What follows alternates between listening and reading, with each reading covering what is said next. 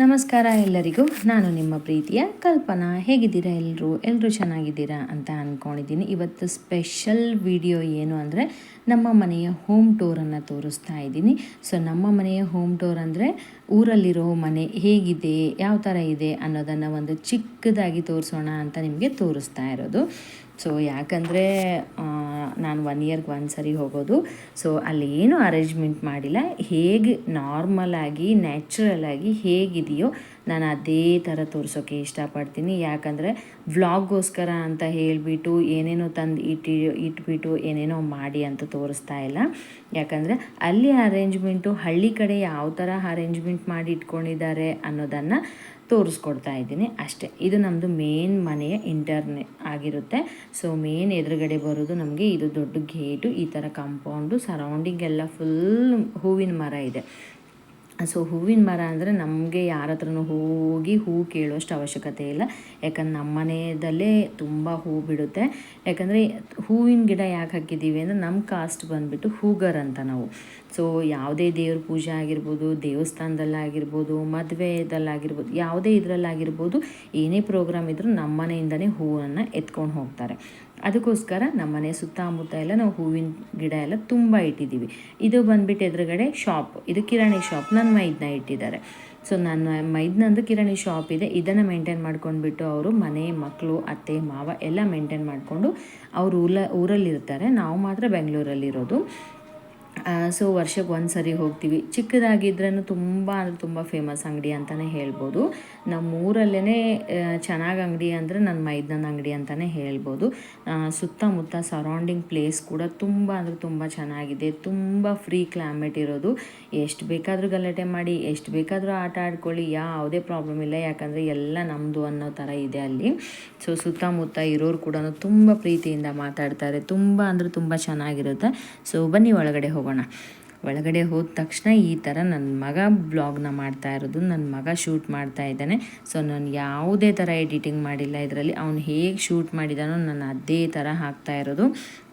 ಯಾಕಂದರೆ ಒಂದು ಮೆಮೊರಿ ಫುಲ್ಲಾಗಿರಬೇಕು ಅನ್ನೋ ರೀಸನ್ಗೆ ಹಾಕ್ತಾ ಇರೋದು. ಅದಕ್ಕೋಸ್ಕರ ತುಂಬ ಚಿಕ್ಕ ಚಿಕ್ಕ ಮೂಮೆಂಟ್ ಮೆಮೊರಿ ಆಗಿದ್ದರೆ ತುಂಬ ಖುಷಿಯಾಗುತ್ತಲ್ವ, ಅದಕ್ಕೋಸ್ಕರ ಅಂತ. ನೋಡಿ ಈ ಥರ ಎಲ್ಲ ಗಿಡಗಳು, ಈ ಥರ ಸುತ್ತಮುತ್ತ ತುಂಬ ದೊಡ್ಡ ಪ್ಲೇಸ್ ಇದೆ. ಇದು ಬಂದುಬಿಟ್ಟು ನನ್ನ ಮನೆ ಕಟ್ಟಿರೋದು 2011 ಕಟ್ಟಿದ್ದಾರೆ. ಯಾಕಂದ್ರೆ ನನ್ನ ಮದುವೆ ಆಗಿ 2 ಇಯರಲ್ಲಿ ಕಟ್ಟಿರೋದು ಇದು ಮನೆ. ಮೊದಲು 2 ರೂಮ್ ಮಾತ್ರ ಇತ್ತು, 2 ರೂಮ್ ಮಾತ್ರ ಇತ್ತು. ಆಮೇಲೆ ಈ ಥರ ದೊಡ್ಡದಾಗಿ ಮಾಡ್ಕೊಂಡಿರೋದು. ಸೊ ಬಿಸಿಲು ಎಲ್ಲ ಬರುತ್ತಲ್ವ, ಅದಕ್ಕೋಸ್ಕರ ಅಂತ ಎದುರುಗಡೆ ಎಲ್ಲ ಈ ಥರ ಕ್ಲೋಸ್ ಇರಲಿ ಅಂತ ಹಿಂಗೆ ಹಾಕಿದ್ದಾರೆ. ಒಂದು ಫ್ಯೂಚರಲ್ಲಿ ಇನ್ನೂ ಎಕ್ಸ್ಟ್ರಾ ಕಟ್ಟಬೇಕು ಅಂತ ಪ್ಲ್ಯಾನ್ ಮಾಡಿದ್ದೀವಿ. ನೋಡಬೇಕು ಹೇಗಾಗುತ್ತೆ ಅಂತ. ಅಂಗಡಿ ಇದೆ ಅಲ್ವಾ, ಅಂಗಡಿಗೋಸ್ಕರ ಅಂತ ತುಂಬ ಅಂದರೆ ಅಂಗಡಿ ಸಾಮಾನು ಹೋಲ್ಸೇಲ್ ಇರೋಗೋಸ್ಕರ, ಅಂಗಡಿ ಚಿಕ್ಕದಾಗಿರೋಗೋಸ್ಕರ ಎಲ್ಲ ಹೋಲ್ಸೇಲ್ದು ಐಟಮ್ಸ್ ಎಲ್ಲ ಮನೇಲೇ ತಂದಿಡ್ತಾರೆ ಅವರು. ಸೊ ಅದಕ್ಕೋಸ್ಕರ ಪ್ಲೇಸ್ ದೊಡ್ಡದಾಗಿದೆ, ಬಟ್ ನೀಟಾಗಿ ಇಟ್ಕೊಳ್ಳೋಕೆ ಆಗ್ತಾ ಇಲ್ಲ. ಯಾಕಂದ್ರೆ ನಾವು ಒಂದು ಇಡೋಷ್ಟರಲ್ಲಿ ಇನ್ನೊಂದು ಬಂದು ತೆಗಿತಾ ಇರ್ತಾರಲ್ವ, ಅದಕ್ಕೋಸ್ಕರ ಅಂತ. ಟೋಟಲ್ ಆಗಿ 4 ರೂಮ್ಸ್ ಬರುತ್ತೆ. ಈ ರೂಮ್ ಕೂಡ ಫುಲ್ ಅಂಗಡಿಗಂತಲೇ ಬಿಟ್ಟಿದ್ದೀವಿ. ಇದು ಬಂದುಬಿಟ್ಟು ಕಿಚನ್ ರೂಮ್ ಆಗಿತ್ತು. ಸೊ ಸ್ಟಾರ್ಟಿಂಗಲ್ಲಿ 2010 11 ಕಟ್ಟಿರೋಗೋಸ್ಕರ ಯಾವುದೇ ಥರ ವಾಸ್ತು ಪ್ರಕಾರ ನಾವೇನು ನೋಡಿರಲಿಲ್ಲ. ಹಾಗೆ ಇರೋಕ್ಕೆ ಜಾಗ ಇದ್ದರೆ ಸಾಕು, ಇರೋಕ್ಕೆ ಮನೆ ಇದ್ದರೆ ಸಾಕು ಅಂತ ಅಂದ್ಕೊಂಡು ಕಟ್ಟಿರೋ ಅಂಥ ಮನೆ ಇದು. ಅದಕ್ಕೋಸ್ಕರ ಇಲ್ಲಿ ಕಿಚನ್ ಅಂತ ನಾವು ಮಾಡ್ಕೊಂಡಿದ್ವಿ. ಆಮೇಲೆ ಇಲ್ಲಿ ಕಿಚನ್ ಮಾಡಬಾರ್ದು ಹಾಗೆ ಹೀಗೆ ಅಂತ ಎಲ್ಲರೂ ಹೇಳ್ದಾಗ, ದೊಡ್ಡವ್ರು ಬಂದು ಹೇಳ್ದಾಗ ನಾವು ಕೇಳಬೇಕಲ್ವ, ಆ ರೀಸನ್ಗೋಸ್ಕರ ಅಂತ ಹಾಗೆ ತೆಳಗಡೆನೇ ಇಟ್ಕೊಂಡ್ಬಿಟ್ಟು ಕಿಚನ್ ಮಾಡ್ಕೊಂಡಿದ್ದೀವಿ. ಸೊ ಇದು ಬಂದುಬಿಟ್ಟು ದೇವ್ರ ಮನೆ. ಇದು ದೇವ್ರ ಮನೆ ಅಂದರೆ ನಮ್ಮ ಅತ್ತೆ ರೂಮ್ ಅಂತಲೇ ಹೇಳ್ಬೋದು. ಸೊ ಯಾಕಂದರೆ ನಮ್ಮ ಅತ್ತೆ ತುಂಬ ದೇವ್ರ ಭಕ್ತಿ ಅಂತಲೇ ಹೇಳ್ಬೋದು. ಅವ್ರಿಗೆ ದೇವ್ರಂದ್ರೆ ತುಂಬ ಪಂಚಪ್ರಾಣ. ಅದಕ್ಕೋಸ್ಕರ ಇದೊಂದು ರೂಮ್ ಫುಲ್ ಅವ್ರು ಪೂಜೆ ಮಾಡ್ಕೋಗೋಸ್ಕರ ನೆಮ್ಮದಿಯಿಂದ ಪ್ರಶಾಂತವಾಗಿ ಕೂತ್ಕೊಂಡು ನೆಮ್ಮದಿಯಿಂದ 2 ಅವರ್ ಆದರೂ ಪೂಜೆ ಮಾಡ್ತಾರೆ. ಯಾರೂ ಡಿಸ್ಟರ್ಬೆನ್ಸ್ ಮಾಡಲ್ಲ ಅವ್ರಿಗೆ. ಪೂಜೆ ಮಾತ್ರ ಸೂಪರಾಗಿ ಮಾಡ್ತಾರೆ. ಏನು ದೇವ್ರು ರಿಯಲಾಗಿ ದೇವ್ರು ಬಂದು ಕೂತ್ಕೊಂಡಿದ್ದಾರೆ ಅನ್ನೋಷ್ಟು ಥರ ಪೂಜೆ ಮಾಡ್ತಾರೆ. ಅವರಷ್ಟು ಚೆನ್ನಾಗಿ ಪೂಜೆ ಮಾಡೋಗೋಸ್ಕರ ನಾವೆಲ್ಲರೂ ಹೋಗಿ ಎಷ್ಟೇ ಚೆನ್ನಾಗಿ ಪೂಜೆ ಮಾಡಿದ್ರು ಅವ್ರಿಗೆ ಲೈಕ್ ಆಗಲ್ಲ. ಅವ್ರು ಪೂಜೆ ಮಾಡಿದ್ರೇ ಅವ್ರಿಗೆ ಸಮಾಧಾನ ಆಗೋದು. ಇಲ್ಲಾಂದರೆ ಅವತ್ತಿನ ದಿವಸ ಏನೋ ಒಂಥರ ಕಡಿಮೆ ಇದೆ ಅನ್ನೋ ಫೀಲಿಂಗಲ್ಲೇ ಇರ್ತಾರೆ. ನೋಡಿ ಹೂವೆಲ್ಲ ಎಷ್ಟಿದೆ, ಮನೆ ಹೂ ಇರೋಗೋಸ್ಕರ ಇಷ್ಟೊಂದು ಹೂ ಹಾಕಿಬಿಟ್ಟು ಪೂಜೆನ ಮಾಡಿರೋದು. ಸೊ ತುಂಬ ಚೆನ್ನಾಗಿ ಅನಿಸ್ತಾ ಇತ್ತು ಪೂಜೆನ, ತುಂಬ ಪಾಸಿಟಿವ್ ವೈಬ್ ಕೊಡುತ್ತೆ ಪೂಜೆ ಮಾಡಿದರೆ ಅಂತಲೇ ಹೇಳ್ಬೋದಲ್ವ. ನೋಡಿ ಎಲ್ಲ ಥರ ದೇವ್ರು ಇಟ್ಕೊಂಡಿದ್ದಾರೆ. ಈ ದೇವ್ರು ಇಲ್ಲ ಅನ್ನೋದಿಲ್ಲ, ನಮ್ಮ ಮನೆಯಲ್ಲಿ ಪ್ರತಿ ಒಂದು ದೇವರಿದ್ದಾರೆ. ಸೊ ಮತ್ತು ಬಸವಣ್ಣ ಬಂದುಬಿಟ್ಟು ಈ ಥರನೇ ಇಡಬೇಕು ಅಂತ ಹೇಳ್ತಾರೆ. ಯಾಕಂದರೆ ಯಾವ ಟೆಂಪಲಲ್ಲಿ ಹೋದರೆ ಕೂಡ ಬಸವಣ್ಣನಿಗೆ ಆ ಕಡೆ ದೇವ್ರ ಕಡೆ ಮುಖ ಮಾಡಿಬಿಟ್ಟೇ ಇಡ್ತಾರಲ್ವ, ಆ ರೀಸನ್ಗೋಸ್ಕರ ಇಲ್ಲಿ ಕೂಡ ಅದೇ ಥರ ಇಡಬೇಕು ಅಂತಲೇ ಹೇಳ್ತಾರೆ. ಅದಕ್ಕೆ ನಮ್ಮ ಅತ್ತೆ ಅದೇ ಥರ ಇಟ್ಬಿಟ್ಟೇ ಪೂಜೆ ಮಾಡೋದು. ತುಂಬ ಅಂದರೆ ತುಂಬ ಚೆನ್ನಾಗಿ ಅನ್ನಿಸ್ತಾ ಇತ್ತು ಪೂಜೆ ಎಲ್ಲ ಮಾಡಿದ್ಮೇಲೆ. ಸೊ ತುಂಬ ನೀಟಾಗಿ 2.5 ಅವರ್ ಟೈಮ್ ತೊಗೋತಾರೆ. ಅಷ್ಟು ನೀಟಾಗಿ ಪೂಜೆ ಮಾಡ್ತಾರೆ. ಸಮಾಧಾನ ಆಗಿ ಅವ್ರಿಗೆ ಮನಸ್ಸು ತೃಪ್ತಿ ಸಮಾಧಾನ ಆಗೋ ಗಂಟ ಕೂತ್ಕೊಂಡು ಪೂಜೆ ಮಾಡ್ತಾರೆ. ಸೊ ಅವ್ರಿಗೆ ನಾವು ಯಾರು ಹೋಗ್ಬಿಟ್ಟು ಡಿಸ್ಟರ್ಬೆನ್ಸ್ ಮಾಡಲ್ಲ. ಅವ್ರಿಗೆ ಎಷ್ಟೊತ್ತಿಗೆ ಹೊರಗೆ ಬರ್ಬೇಕಂತಾರೋ ಅಷ್ಟೊತ್ತಿಗೆ ಬರಲಿ ಅಂತ ನಾವು ಕೂಡ ಏನು ಡಿಸ್ಟರ್ಬ್ ಮಾಡಲ್ಲ. ಅವ್ರು ಪೂಜೆ ಎಲ್ಲ ಮಾಡೋಷ್ಟರಲ್ಲಿ ನಂದು ವಾರಗಿತ್ತಿ ಆಗಿರ್ಬೋದು, ಇಲ್ಲ ನಾನಿದ್ದರೆ ನಾನು ಇರ್ಬೋದು, ಮನೆ ಕೆಲಸ ಎಲ್ಲ ಕಂಪ್ಲೀಟಾಗಿ ಮಾಡ್ಕೋತೀವಿ. ನಾನು ಹೋದರೆ ವರ್ಷಕ್ಕೆ ಒಂದು ಸಾರಿನೇ ಹೋಗೋದು. ಸೊ ಅಲ್ಲಿಂದ ನನಗೇನೋ ಅಷ್ಟೊಂದು ಗೊತ್ತಿಲ್ಲ, ಬಟ್ ಅಲ್ಲಿ ಏನು ಗೊತ್ತಿದೆಯೋ ಅಲ್ಲಿ ಏನು ಅರ್ಥ ಆಗುತ್ತೋ ಅಷ್ಟನ್ನು ನಾನು ಮಾಡೋಕ್ಕೆ ಹೋಗ್ತೀನಿ. ಆಯ್ತು, ನಂದು ವಾರಗಿತ್ತಿ ಎಲ್ಲನೂ ಕೆಲಸ ಜಾಸ್ತಿ ಕೊಡೋಲ್ಲ. ಯಾಕಂದರೆ ಯಾವಾಗೂ ಅವರು ಸಿಟಿಲಿ ಉಳಿತಾರೆ, ಹಳ್ಳೀಲಿ ಬಂದು ಕೆಲಸ ಮಾಡೋಕ್ಕಾಗಲ್ಲ ಅನ್ನೋ ರೀಸನ್ಗೆ ಅವರು ಎಲ್ಲನೂ ಅವರೇ ಮಾಡ್ತಾರೆ. ಸುಮ್ಮನೆ ಮೇಲೆ ಇರೋ ಕೆಲಸ ಮಾತ್ರ ನಾನು ಮಾಡ್ಕೊಂಡು ಹೋಗ್ತೀನಿ ಅಷ್ಟೇ. ಯಾಕಂದರೆ ಅವ್ರು ಮಾಡೋ ಡಿಫ್ರೆಂಟ್ ಇರುತ್ತೆ, ನಾನು ಮಾಡೋದು ಡಿಫ್ರೆಂಟ್ ಆಗಿರುತ್ತೆ. ಆಯಿತು, ಐಟಮ್ಸ್ ಏನೂ ಸಿಗೋಲ್ಲ. ಅವರು ಒಂದು ಕಡೆ ಇಡ್ತಾರೆ, ನಾನು ಒಂದು ಕಡೆ ಹುಡ್ಕೋದು, ಈ ಥರ ಎಲ್ಲ ಪ್ರಾಬ್ಲಮ್ಸ್ ಬರುತ್ತಲ್ವ. ಅದಕ್ಕೋಸ್ಕರ ಅಂತ ಇದು ನಮ್ಮದು ಅತ್ತೆ ದೇವರು ಅಂತಲೇ ಹೇಳ್ಬೋದು. ಇದಕ್ಕೆ ತಾಯಿ ಹೆಸರು ಅಂತ ಈ ಥರ ಹೇಳ್ತಾರೆ. ನಮ್ಮ ಕಡೆ ಎಲ್ಲ ಪರ್ಡಿ ಅಂತ ಕರೀತಾರೆ. ಅಂದರೆ ಯಾರ ಮೈಯಲ್ಲಿ ದೇವರು ಬರ್ತಾರಲ್ವ ಅಂಥವ್ರು ಇದನ್ನು ಇಟ್ಕೊಂಡು ಪೂಜೆನ ಮಾಡ್ತಾರೆ ಮನೆಯಲ್ಲಿ. ಸೊ ಯಾವ ದೇವ್ರು ಅಂದರೆ ಇವಾಗ ತಾಯಿ ದೇವ್ರು ಬರ್ತಾ ಇದ್ದಾರೆ ಅಂದರೆ ಮಂಗಳವಾರ ಶುಕ್ರವಾರ ಅಂತ ಅಂದ್ಕೊಂಡ್ಬಿಟ್ಟು ಪೂಜೆನ ಮಾಡಿ ಒಂದು 5 ಮನೆಗೆ ಹೋಗಿಬಿಟ್ಟು ನಮಸ್ಕಾರನ ಮಾಡಿಬಿಟ್ಟು ಜೋಗ ಅಂತ ಬೇಡ್ಕೊಂಡ್ಬಿಟ್ಟು ಈ ಥರ ತರ್ತಾರೆ ನಮ್ಮ ಮನೆಗೆ. ತುಂಬ ಅಂದರೆ ತುಂಬ. ನಾನು ಹೋದ ಸರಿ ನಿಮಗೆ ವಿಡಿಯೋ ಹಾಕಿದ್ನಲ್ವ, ಆ ಥರ ಎಲ್ಲ ದೇವ್ರ ಫೋಟೋಗಳಿದೆ. ಈ ದೇವ್ರ ಫೋಟೋ ಇಲ್ಲ ಅನ್ನೋ ಥರ ಇಲ್ಲ ನನ್ನ ಮನೆಯಲ್ಲಿ. ಎಲ್ಲ ಥರ ದೇವ್ರ ಫೋಟೋನ ಇಟ್ಕೊಂಡಿದ್ದಾರೆ. ಸೊ ಆ್ಯಸ್ ಯೂಶುವಲ್ ಹೇಗೆ ಇಟ್ಟಿದ್ದಾರೆ ಅನ್ನೋದನ್ನು ನಾನು ಮಾತ್ರ ತೋರಿಸ್ತಾ ಇದ್ದೀನಿ. ಯಾಕಂದರೆ ಯಾವುದೇ ಕಾರಣಕ್ಕೂ ವಿಡಿಯೋಗೋಸ್ಕರ ನಾನು ಏನು ಡಿಫ್ರೆಂಟಾಗಿ ಏನೂ ಮಾಡಿರಲಿಲ್ಲ. ಅವ್ರು ಹೇಗೆ ಇಟ್ಕೊಂಡು ಹೋಗಿದ್ದಾರೋ ನಾನು ಅದೇ ಥರ ತೋರಿಸಿರೋದು. ಸೊ ರೂಮ್ಸ್ ಎಲ್ಲ 4 ರೂಮ್ ಇದೆ, ಎಲ್ಲ ಚೆನ್ನಾಗಿದೆ ರೂಮೆಲ್ಲ. ಮುಂದೆ ಫ್ಯೂಚರಲ್ಲಿ ಪ್ಲ್ಯಾನಿಂಗ್ ಮಾಡ್ತಾಯಿದ್ದೀವಿ, ಇನ್ನೊಂದು ಸ್ವಲ್ಪ ದೊಡ್ಡದಾಗಿ ಇನ್ನೊಂದು ಸ್ವಲ್ಪ ಮೇಂಟೈನ್ ಮಾಡಿಕೊಳ್ಳೋ ಥರ ಕಟ್ಟೋಣ ಅಂತ ಪ್ಲ್ಯಾನ್ ಮಾಡ್ತಾಯಿದ್ದೀವಿ. ನೋಡೋಣ ಹೇಗಾಗುತ್ತೆ ಹೇಗೆ ಇಲ್ಲ ಅಂತ ಅಂದ್ಕೊಂಡು ನೋಡಬೇಕು. ಯಾಕಂದರೆ ಪ್ಯಾಕಿಂಗ್ ಎಲ್ಲ ಆಗಿತ್ತು ನಮ್ಮ ಅತ್ತೆದು. ಯಾಕಂದ್ರೆ ನಮ್ಮ ಅತ್ತೆ ಕೂಡ ಕರ್ಕೊಂಡು ಹೋಗ್ತಾಯಿದ್ದೀವಿ ಊರಿಗೆ. ಅವರು ಕೂಡ ಬರ್ತಾರೆ. ಇವತ್ತು ಸಾಯಂಕಾಲನೇ ಟ್ರೈನ್ ಇರೋದು, 5 ಗಂಟೆ ಸುಮಾರು ಈ ಥರ ಟ್ರೈನ್ ಇದೆ. 5-6 ಗಂಟೆಗೆ ಇರೋದು ಟ್ರೈನ್, ಬೀದರಿಂದನೇ ಇರೋದು. ಅದಕ್ಕೋಸ್ಕರ ಅಂತ ಎಲ್ಲ ಪ್ಯಾಕಿಂಗ್ ಎಲ್ಲ ಮಾಡಿಬಿಟ್ಟು ಕೂತ್ಕೊಂಡಿದ್ದೀವಿ. ಸರಿ ಹಾಗೆ ಹೋಮ್ ಟೂರ್ ಮಾಡೋಣ ಮಮ್ಮಿ ಅಂತ ಕಿರಣ್ ಹೇಳಿದ್ನು, ನೆನಪಿರುತ್ತೆ, ನಿನ್ನ ವ್ಲಾಗು ಆಗುತ್ತೆ ಅಂತ. ಆ ರೀಸನ್ಗೋಸ್ಕರ ಅಂತ ನಾನು ವ್ಲಾಗ್ ಕೂಡ ಮಾಡಿದೆ. ಸೊ ಈ ಥರ ನಮ್ಮ ಮನೆ ಹೇಗಿದೆ ಅನ್ನೋದೆಲ್ಲ ಶೂಟ್ ಮಾಡ್ತಾಯಿದ್ದೀನಿ.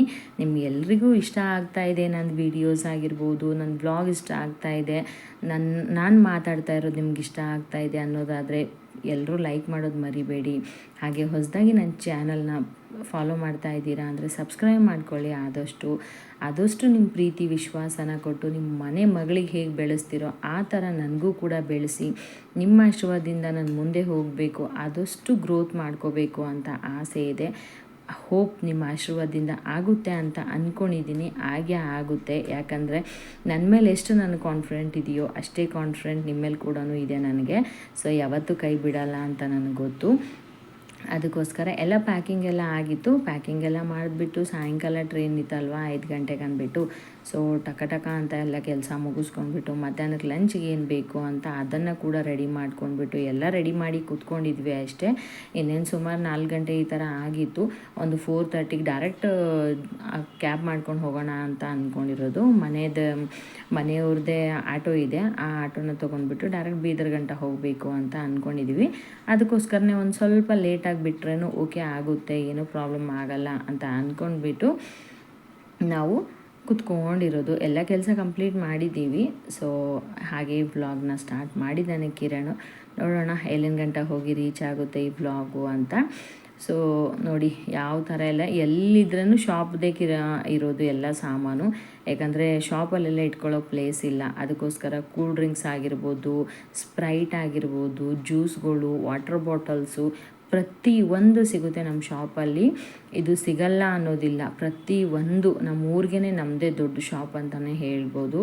ಸೊ ಬೇರೆ ಶಾಪಲ್ಲೆಲ್ಲ ಹೋಗಿದರೆ ಒಂದು ಸಿಕ್ಕಿದ್ರೆ ಒಂದು ಸಿಗಲ್ಲ, ಬಟ್ ನಮ್ಮ ಶಾಪಲ್ಲಿ ಬಂದರೆ A to Z ತೊಗೊಂಡು ಹೋಗ್ಬೋದು ಅವರು. ಆ ಥರ ಶಾಪ್ನ ನಾವು ಮೇಂಟೈನ್ ಮಾಡಿದ್ದೀವಿ. ಮುಂದೆ ಫ್ಯೂಚರಲ್ಲಿ ಸ್ವಲ್ಪ ದೊಡ್ಡದಾಗಿ ಮಾಡಿಕೊಡೋಣ ಅಂತ ಅಂದ್ಕೊಂಡಿದ್ದೀವಿ. ನೋಡಬೇಕು ಹೇಗಾಗುತ್ತೆ ಅಂತ.